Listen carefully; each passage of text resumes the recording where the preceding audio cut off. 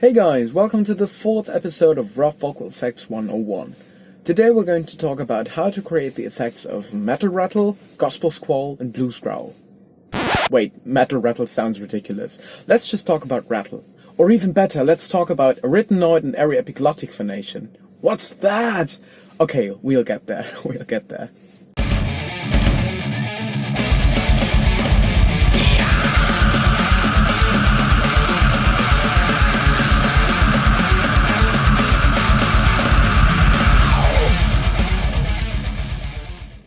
Okay, so as always, let's just start with the anatomy.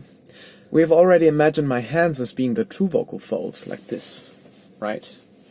And then the thumbs were the ventricular or false folds. So what are the arytenoids in that? The arytenoids, or you can also pronounce them as arytenoids, they are actually a little cartilage at the back of my larynx, so you can imagine them as being the balls of my thumbs. If I let the balls of my thumbs come together, it sounds like this. And in reality, we get this peculiar sound. Yeah? This is the phonation of my arytenoid cartilage. And if we combine this arytenoid phonation with the phonation of my true folds, we get this sound. Yeah? Sort of like a car. Or a lawnmower. You might also get an arytenoid phonation if you clear your throat, but softly. Sort of like a shy clearing your throat. Yeah. Or if you're sort of stressed out, but not like angry or anything, you might get it too.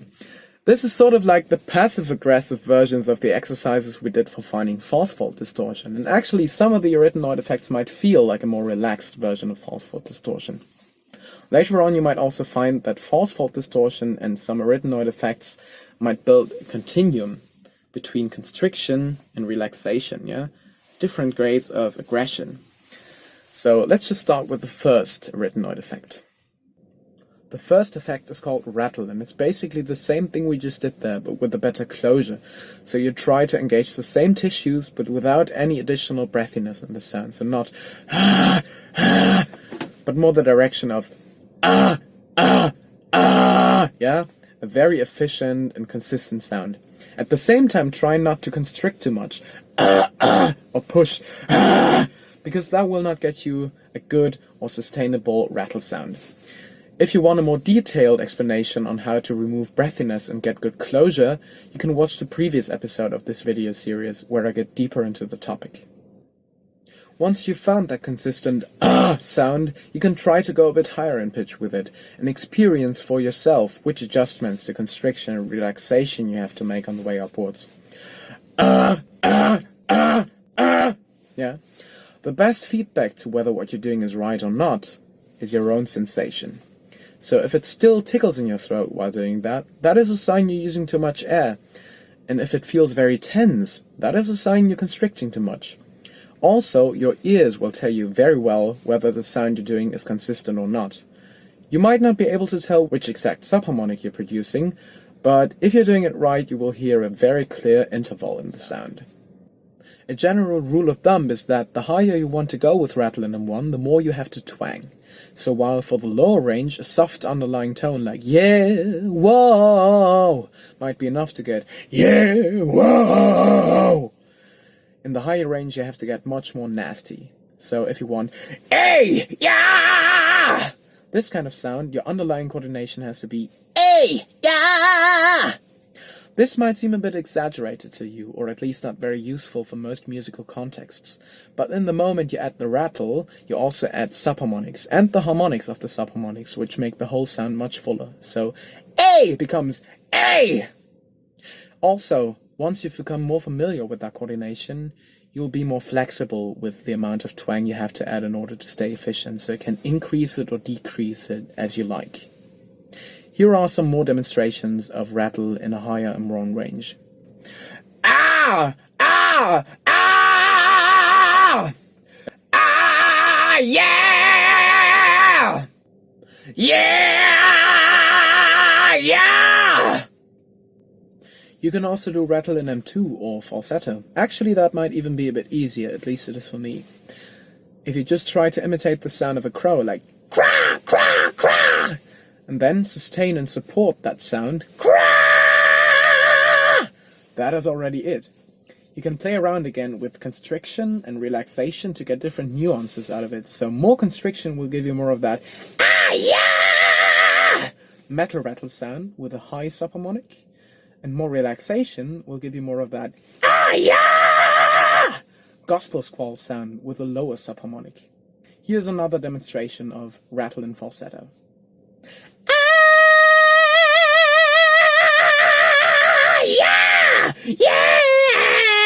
Yeah! Oh yeah!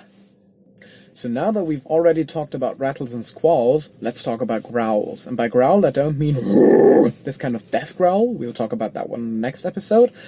But the blues growl. Oh yeah, yeah! This kind of Louis Armstrong sound. What am I doing when I'm doing the blues growl? Well, the underlying coordination is this one. Sort of like imitating Kermit the Frog. We also call this one Knödel. And when I'm knödeling, I'm retracting the back of my tongue. It sort of feels like swallowing the tongue. So that the epiglottis, the little thing above my true folds, and the arytenoid cartilage, the thing we need for rattle, actually approximate. And when we then lean into that, the arytenoids might drum against the epiglottis, and the whole area epiglottic folds might vibrate too. So let's just do that together. From talking in a normal voice, to imitating Kermit the Frog, to leaning into it until that rumbling growl appears. It sounds kind of aggressive, but not like dangerously aggressive, more like clumsily aggressive. And that's exactly the right sound for some music. If we take away the true fold phonation, we can compare the arytenoid phonation of rattle and the aryepiglottic phonation of growl quite well. The rattle thing was this one. Ah, yeah. Whereas the growl thing is this one. Oh, yeah. It's even lower. This is the reason why growl has even more of that rolly sound to it. The difference between rattle and growl becomes even more obvious in falsetto. Remember? This is our rattle in falsetto. Whereas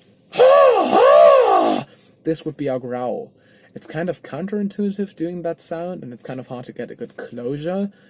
But if you'll ever need that sound in your music, now you know how to do it.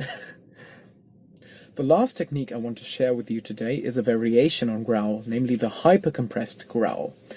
If you don't know what hypercompression is, feel free to watch my last episode on false fold distortions, where I explain hypercompression in a more detailed way. For those who have watched it but don't really remember, hypercompression is this kind of pressed grandpa voice! And if we now apply our Kermit voice, our Knödel, onto that hypercompression, we have found a very stable and efficient way to go very high with that. And this can help us to get high growls if we don't want that breathy falsetto growl sound. So,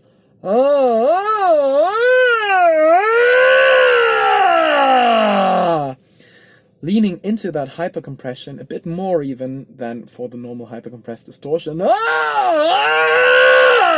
will get you this hypercompressed growl. Beware not to push too much, so not no air, that is deadly, but if you feel safe with the hypercompression and have learned to apply that knödel onto it, the growl in hypercompression might be an easy way for you to get even higher. Okay, so let's wrap this up. Today you've not only learned how to access your arytenoid phonation and your aryepiglottic phonation, but also how to apply those to rattles and squalls in M1, A, and M2, A, as well as growls in M1, oh yeah, and M2, oh yeah, and hypercompression, oh yeah! So that's a lot more different sounds than I've promised in the video title. If you want to support me or that series, which I've already put a lot of time and work into, you can send me a little bit of money to the PayPal I've linked in the video description.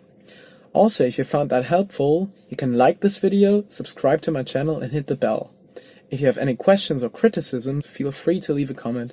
I'd be happy to have a conversation with you. Good luck and good night.